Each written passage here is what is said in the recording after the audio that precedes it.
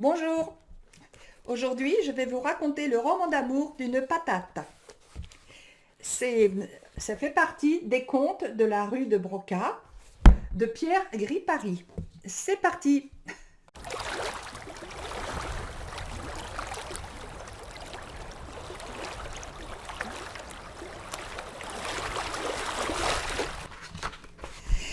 Il était une fois une patate, une vulgaire patate, comme nous en voyons tous les jours, mais dévorée d'ambition.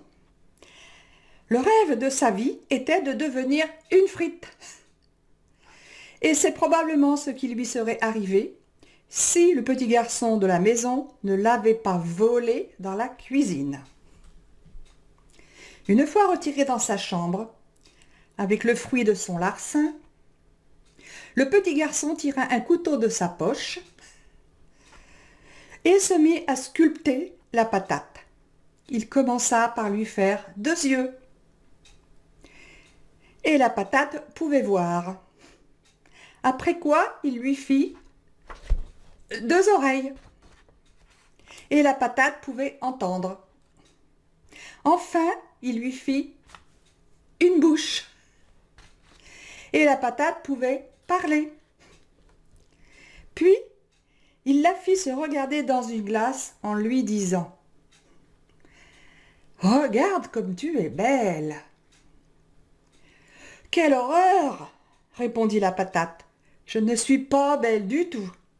Je ressemble à un homme. J'étais bien mieux avant. »« Oh, bon, ça va, dit le petit garçon vexé, puisque tu le prends comme ça. » Et il la jeta dans la poubelle. Au petit matin, la poubelle fut vidée et le jour même, la patate se retrouvait dans un grand tas d'ordures, en pleine campagne. « Joli pays, dit-elle, et fort bien fréquenté. Il y a ici des tas de gens intéressants. Tiens, qui est cette personne qui ressemble à une poêle à frire ? C'est une vieille guitare à demi fendue qui n'avait plus que 2 cordes. « Bonjour madame, dit la patate. Il me semble à vous voir que vous êtes quelqu'un de très distingué, car vous ressemblez tout à fait à une poêle à frire. »«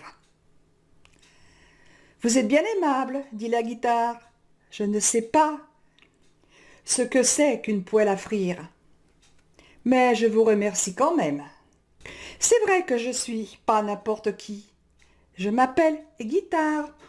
Et vous ? Eh bien moi, je m'appelle Pomme de terre. Mais vous pouvez m'appeler Patate, car je vous considère, dès aujourd'hui, comme une amie intime.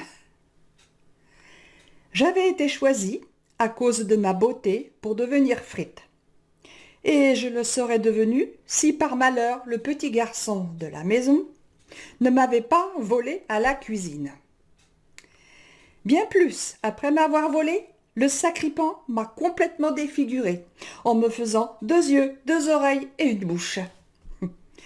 Et la patate se mit à larmoyer. « Allons, ne pleurez pas, dit la guitare. Vous êtes encore très bien, et puis, cela vous permet de parler. » Ça c'est vrai, reconnut la patate. C'est une grande consolation. Enfin, pour en finir, lorsque j'ai vu ce que le petit monstre avait fait de moi, je me suis mise en colère. Je lui ai pris son couteau des mains, je lui ai coupé le nez et je me suis enfuie. « Vous avez très bien fait, répondit la guitare. « N'est-ce pas ? dit la patate. « Mais vous, au fait, comment êtes-vous venu ici ?»« Eh bien moi, répondit la guitare, pendant de longues années, j'ai été la meilleure amie du jeune et beau garçon qui m'aimait tendrement. Il se penchait sur moi, me prenait dans ses bras, me caressait, me tapotait. Il me grattait le ventre en me chantant de si jolies chansons. » La guitare soupira, puis sa voix se fit aigre, et elle poursuivit. « Un jour, il est revenu avec une étrangère. Une guitare aussi, mais en métal et lourde. Et vulgaire, mais si bête. Elle m'a pris mon ami, elle l'a ensorcelé. Je suis sûre qu'il ne l'aimait pas. Quand il la prenait, elle, ce n'était pas pour lui chanter des chansons tendres, non. Il se mettait à la gratter avec fureur, en poussant des hurlements sauvages. Il se roulait par terre avec elle. On aurait dit qu'il se battait. D'ailleurs, il n'avait pas confiance en elle. La meilleure preuve, c'était qu'il la tenait attachée avec une laisse. En vérité, le jeune et beau garçon avait acheté une guitare électrique. Et ce que la guitare avait pris pour une laisse, c'était le fil qui la reliait à la prise de courant. Enfin, toujours est-il qu'elle me l'a volée. Au bout de quelques jours, il ne voyait plus qu'elle. Il n'avait plus un regard pour moi. Et moi, quand j'ai vu ça, eh bien, j'ai préféré partir. La guitare mentait. Elle n'était pas partie d'elle-même. C'était son maître qui l'avait jetée. Mais cela, elle ne l'aurait jamais avoué. De toute façon, la patate n'avait rien compris. « Comme c'est beau, dit-elle, comme c'est touchant. Votre histoire me bouleverse. Je savais bien que nous étions faites pour nous comprendre.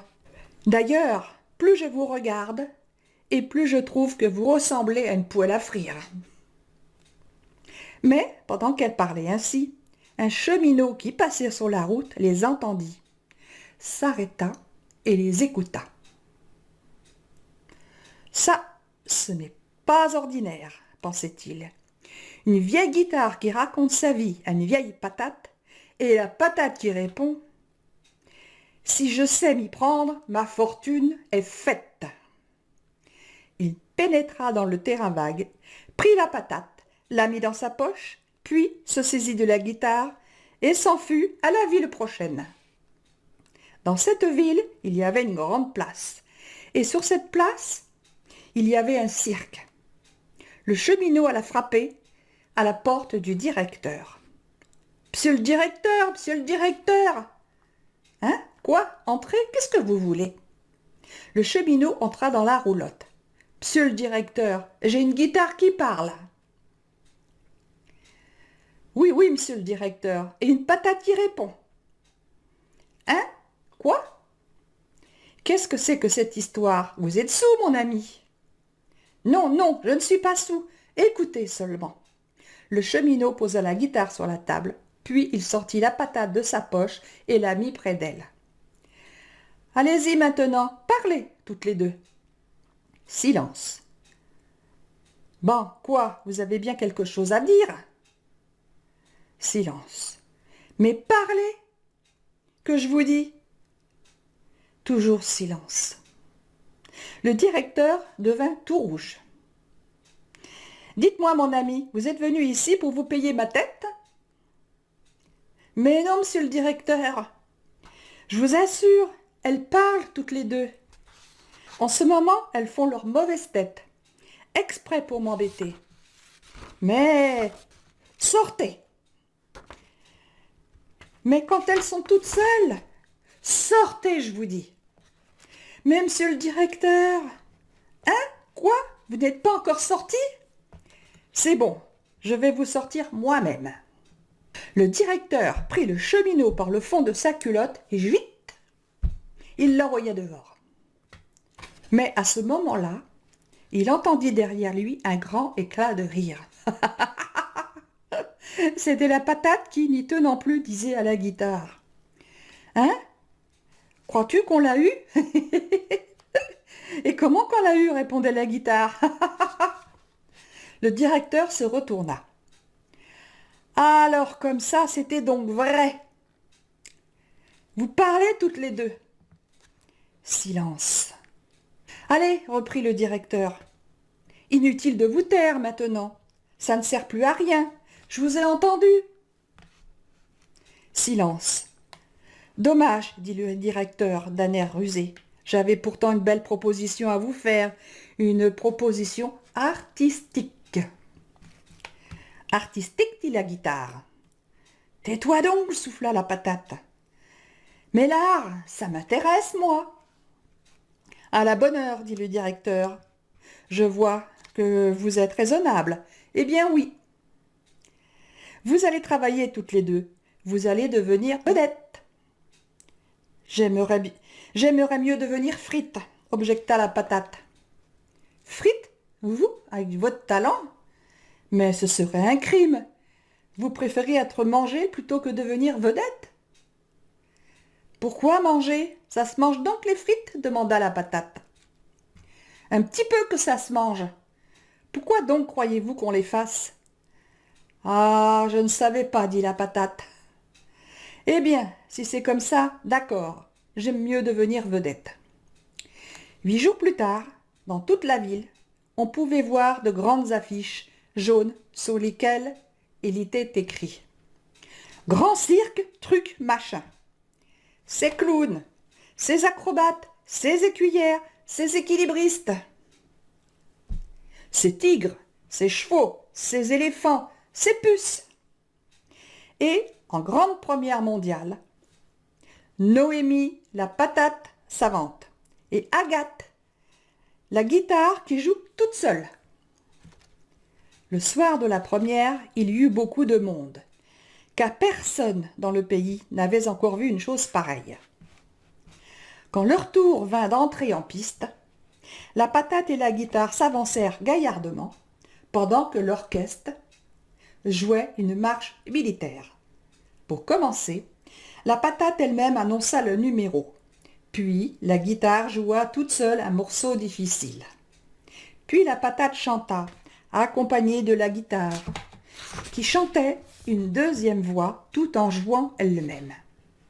Ensuite, la patate fit semblant de chanter faux, et la guitare fit semblant de la reprendre. La patate fit semblant de se fâcher, et toutes les deux firent semblant de se disputer à la grande joie du public. Enfin, elles firent semblant de se réconcilier et chantèrent ensemble le dernier morceau. Ce fut un énorme succès. Le numéro fut enregistré par la radio et la télévision, de sorte qu'on en parla dans le monde entier. Le sultan de Pétaouchnok, qui le vit aux actualités, prit le jour même son avion personnel et s'en fut voir le directeur du cirque.